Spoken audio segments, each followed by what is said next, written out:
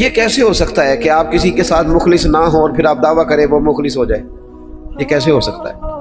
آپ پہلے مخلص بنے، پھر باقی لوگ بھی آپ کے ساتھ مخلص ہو جائیں گے۔ ہم چاہتے ہیں ساری دنیا میرے ساتھ مخلص رہے۔ وہ امام غزالی رحمۃ اللہ علیہ سے پوچھا ایک شخص نے کہ مخلص دوست نہیں ملتا، تو فرمانے لگے چل تو ہی مخلص ہو جا، تو ہی مخلص ہو جا۔ ہم یہ چاہتے ہیں میرے ساتھ سارے لوگ سچ بولیں اور میں کسی کے ساتھ بھی سچ، تو یہ ہو نہیں نہ سکتا۔ مجھے ہر دکان سے سودا خالص ملے اور جو میں بیچ رہا ہوں وہ میں خالص، بھئی ایسے ہوتا نہیں نا، یہ تو ممکن نہیں نا۔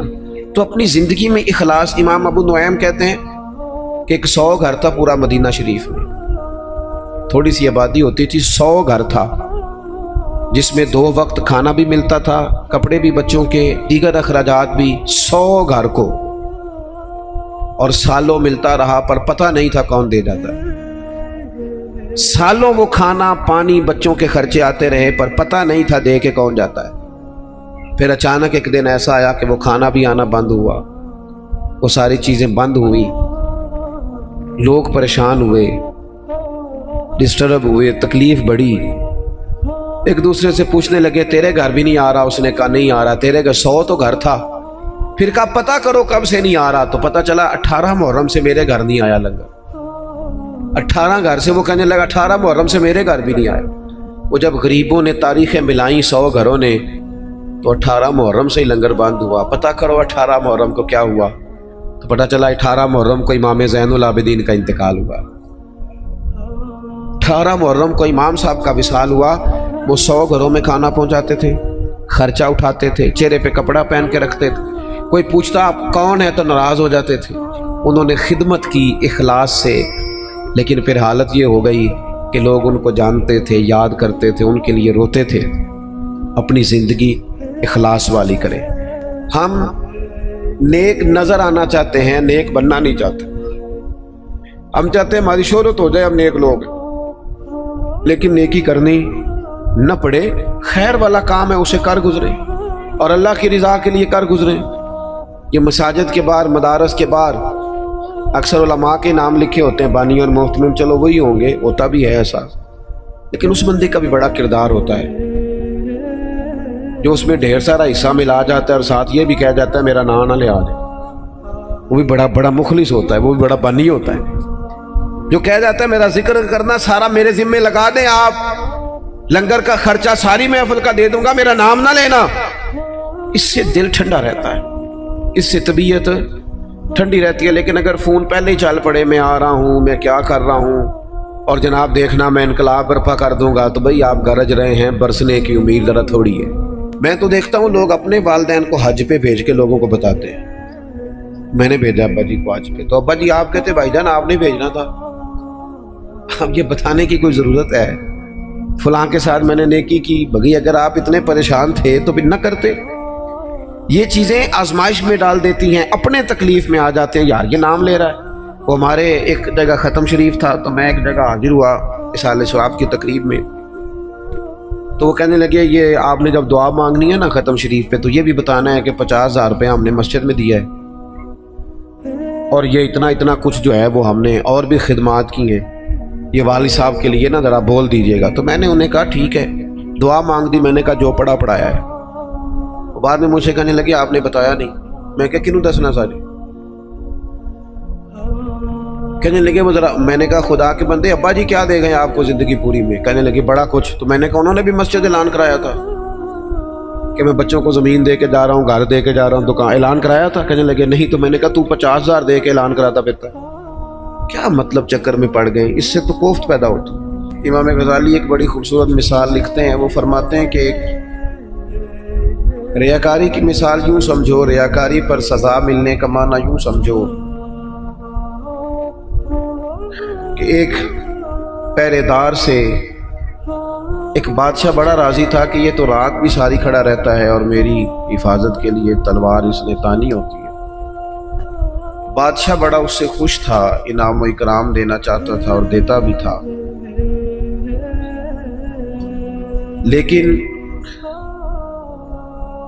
اچانک بادشاہ کو اگر یہ خبر ملے کہ یہ جو پہرے دار رات بھی ساری جاگتا رہتا ہے، یہ میرے لیے نہیں جاگتا، بلکہ معاذ اللہ اس کی تو کسی کنیز پر نظر ہے، اس لیے اس نے رات کی ڈیوٹی طلب کی۔ تو فرماتے ہیں اب بتاؤ بادشاہ اسے کیا سزا دے گا، اس نے کتنا اعتماد کیا، کتنا اس نے اس کے ساتھ محبت کی، کتنا اس سے پیار کیا، وہ کیا نکلا۔ ہمارا بھی یہ معاملہ ہوتا ہے کہ ہم اگر کسی شخص پر بڑا اعتماد کرتے ہیں، اس سے بڑی محبت کرتے ہیں، لیکن اگر ہمارا اعتماد ٹوٹتا ہے ہمیں تکلیف ہوتی ہے۔ نبی پاک علیہ الصلوۃ والسلام نے فرمایا سب سے بڑی زیادتی یہ ہے تمہارا اپنے بھائی کے ساتھ ظلم، یہ ہے کہ تم اس کے ساتھ کسی معاملے میں جھوٹ بول رہے ہو اور وہ تمہیں سچا سمجھ رہا ہو، یہ بڑا جھوٹ ہے تمہارا۔ مخلص زندگی جو ہوتی ہے نا، اخلاص والی، وہ قابل قبول ہوتی ہے۔ اپنی زندگی سے ہر قسم کے تصنع کو ہٹائیں، ہر قسم کی بناوٹ کو ہٹائیں، ہر قسم کی جو ظاہری زیب و زینت ہے، جو ملمہ سازی ہے، اس کو دور کریں۔ دینی کام بھی اگر اللہ کی رضا کے لیے نہ کیا جائے تو وہ دنیا بن جاتا ہے، اور اگر بظاہر وہ کام دنیا کا ہو لیکن کیا رب رسول کی رضا کے لیے جائے، اللہ رسول کی رضا کے لیے۔ دیکھیں نا، ایک آدمی تجارت کر رہا ہے، بظاہر تو وہ کاروبار کر رہا ہے، پیسے کما رہا ہے، بظاہر تو وہ کام کر رہا ہے جس کو عام مفہوم میں لوگ دنیا داری کرنا کہتے ہیں، لیکن حضور علیہ السلام نے فرمایا جو سچا تاجر ہوگا نا، سچا تاجر، اللہ قیامت کے دن اسے نبیوں کے ساتھ جگہ عطا فرمائے گا۔ وہ تجارت کر رہا ہے پر کر سچائی کے ساتھ رہا ہے، لوگوں کو صحیح چیز دے رہا ہے، تو اللہ تعالیٰ اسے کوئی اور رستہ نہیں ہے۔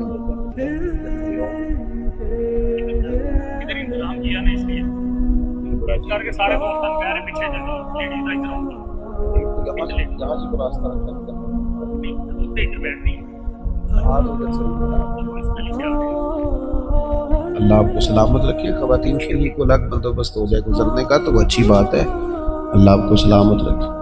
چلے میں جو بات عرض کر رہا تھا اس پر آپ کی توجہ دلاتا ہوں کہ جب انسان کا مزاج یہ ہو کہ وہ اللہ کی رضا کے لیے، اب کوئی آدمی رزق حلال کمانے کو نکلتا ہے، محنت مزدوری کے لیے جاتا ہے، تو لوگ تو یہی سمجھیں گے نا کہ دنیا داری کر رہا ہے۔ ایک شخص نبی پاک صلی اللہ تعالی علیہ وسلم کے سامنے سے گزرا، صحابہ بھی موجود تھے، تو جب وہ گزرا تو بعض لوگوں نے کہا دیکھو یہ کاش اللہ کے رستے میں جد و جہد کرتا، یہ تو دنیا داری کر رہا ہے۔ تو حضور نے فرمایا اگر اپنے بچوں کے لیے رزق حلال کمانے نکلا ہے پھر بھی اللہ کے رستے میں ہی ہے، اور اگر اس لیے نکلا ہوا ہے کہ کسی کے سامنے ہاتھ نہ پھیلانا پڑے تو پھر بھی یہ اللہ کے رستے میں ہی ہے۔ اور فرمایا اگر اس لیے نکلا ہے کہ اپنے بہن بھائی بال بچے ماں باپ دوست احباب کے ساتھ خیر کرے گا تو پھر بھی اللہ کے رستے سے۔ یعنی بظاہر وہ کام جنہیں لوگ دنیا کا کام سمجھتے ہیں، اگر اس میں بھی رضا الہی شامل کر لی جائے تو وہ کام دین بن جاتا ہے، اور اگر جس کام کو لوگ دینی کام سمجھ کے کریں لیکن اس میں تصنع آ جائے، بناوٹ آ جائے، لوگوں کو ذرا پتہ چل جائے، ذرا میری بھی فوٹو آ جائے، ذرا میرا بھی نام ہو جائے، تو آپ نے دینی کام نہیں کیا یا آپ نے دنیا داری کی۔ تو اپنی زندگی میں اخلاص، میں اکثر دوستوں سے کہتا ہوں کہ میاں بیوی بھوک میں بھی گزارا کر لیتے ہیں، تھوڑی وسائل میں بھی زندگی گزر جاتی ہے، شرط یہ کہ ایک دوسرے کے ساتھ مخلص ہو۔ لیکن اگر خاتون کو پتہ چلے کہ میرے ساتھ مخلص نہیں ہے اور خاوند کو پتہ چلے کہ میرے ساتھ مخلص نہیں ہے تو وہ گھر نہیں چلتا۔ تو اگر اخلاص نہ ہو تو ایک گھر نہیں چلتا تو پورا دین کیسے چلے گا؟ اپنی زندگی میں اپنے مزاجوں میں اخلاص، بہت ساری ہماری پریشانیوں کا سبب ہمارا دکھاوا ہے، اور میں نے دیکھا ہے یہ جو دکھاوا کرنے والے ہیں بیچارے یہ بڑے ڈسٹرب لوگ ہیں، ذہنی طور پر شدید پریشان لوگ ہیں، دکھاوا کرنے والے بیچارے بڑی تکلیف میں ہیں کہ دیکھو یار میری فوٹو نہیں آئی، خود بتاتے ہیں اللہ کا شکر ہے جی میں فلانا کام بھی نیکی کا کرتا ہوں، بڑا کرم ہے جی فلاں خیر کیا۔ آپ کو یہ کیوں بتانا پڑا، اتنی پریشانی کیوں لگ گئی آپ کو؟ اگر آپ کرتے ہیں تو اللہ تعالیٰ اس کا اجر آپ کو عطا کرے گا، خود بخود آپ کو کیوں ایسا کرنا پڑا؟ اخلاص والی زندگی گزاریں، اپنے لہجوں میں اپنے لفظوں میں حسن اور صفائی لائیں۔ دیکھیں نبی پاک صلی اللہ تعالیٰ علیہ وسلم نے فرمایا قیامت کے دن کچھ لوگ بڑی نیکیاں لے کے رب کی بارگاہ میں حاضر ہوں گے، ان کے پاس بڑی نیکیاں ہوں گی، لیکن اللہ فرمائے گا تم نے نیکیاں تو کی تھیں پر کی تھی لوگوں کو دکھانے کے لیے۔ اب اس طرح کرو، جن کو دکھانے کے لیے نیکی کی تھی انہی سے جا کے اجر مانگو، میرے لیے کی نہیں، لہذا ان سے اجر مانگو جن کے لیے تم نے نیکی۔